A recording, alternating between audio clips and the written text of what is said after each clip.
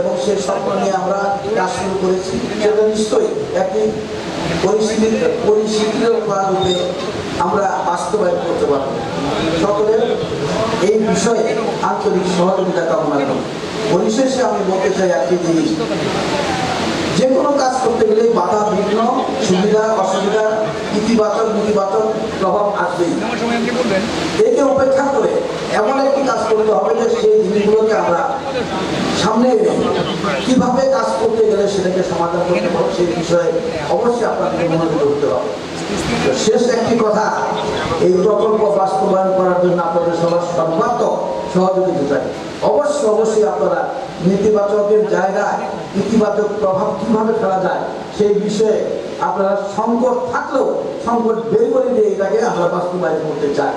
এলাকাবাসীর দাবি, জামালপুর জেলাবাসীর দাবি, সেই দেওয়ানগঞ্জ থেকে আরম্ভ করে সরিষাবাড়ি পর্যন্ত সব এলাকার জন্য এটা প্রয়োজন। এবং এইটা যদি হয়, আপনারা কোনো সময় এই কথাটা চিন্তা করেন যে এইটা যদি হয় তা আমার 3 ফসল হবে। 3 ফসল যদি করতে পারি আমরা, এই এলাকার একটি জিনিস আপনার জেনে রাখবেন, আমাদের এই এলাকাটা কিন্তু আসলে খাদ্যের স্বয়ংসম্পূর্ণতা নয়।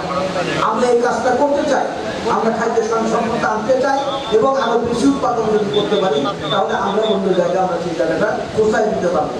আমরা চাই যে বাড়ি জামালপুর জেলা আপনার খাদ্য স্বয়ংসম্পূর্ণতা আনার জন্য এটি একটি ইতিবাচক প্রকল্প।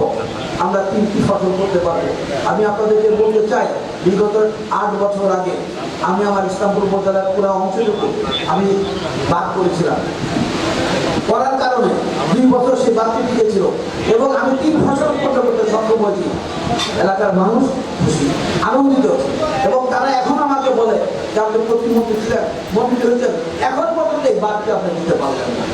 আমরা কিন্তু আসলে যেটা সত্য কথা, বাস্তব কথা, আমাদের প্রত্যেকেরই যেমন বলতে আমরা 5 জন এমপি আছে, আমাদের নির্বাচনী ওয়ার্ড, আমরা নির্বাচনী ওয়ার্ডা এটা যদি বাস্তবায়ন না করতে পারি জামালপুর জেলার কিন্তু অবস্থা ভবিষ্যতে কষ্ট নামবে বলে আমার মনে হয়। তাই আমি অতিরিক্ত এডিজি যারা আছেন এখানে ওনাদের কাছে অনুরোধ করবো এবং আপনার সহকর্মী যারা আছেন, যারা সিবিআইসির লোক আছেন, যারা এই সমীক্ষা করছেন, তাদেরকেও আমি বলবো যে আপনারা অবশ্যই এই কাজটি সুন্দরভাবে আমরা যেন বাস্তবায়ন করতে পারি এই নিরিখে আপনাদের জিনিসটাকে উপস্থাপন করে আমাদের এই কাজটি করে দেবেন, এটা আমার বিশ্বাস। আমার বিশ্বাস আমরা জামালপুরের 5 জন এমপি আমরা একত্রিত হয়ে আমরা এই কাজটি করার জন্য উদ্যোগ নিয়েছি। আপনাদের আন্তরিক সহযোগিতা কামনা করি। আমার বিশ্বাস আপনারা আমাদেরকে রিমুভ করবেন না, জামালপুর কাজকে রিমুভ করবেন না। এখানে যারা বক্তব্য দিয়েছেন তাদের কথাগুলো সব কথা আপনারা বুঝতে পেরেছেন। আমাদের ইসলামপুরের সাধারণ সম্পাদক বাংলাদেশ আওয়ামী লীগের উনি একটা কথা বলেছেন যে আমার নির্বাচন এলাকায় একটা জায়গা আছে না আমাদের সাবধানী চতুর্দিকে হল যমুনা নদী, মাঝখানে হল দ্বীপের মধ্যে বসবাস করছে। প্রতি বছরই দেখা যায় 200-400 লোক বাড়ি ভেঙে ওই পাশে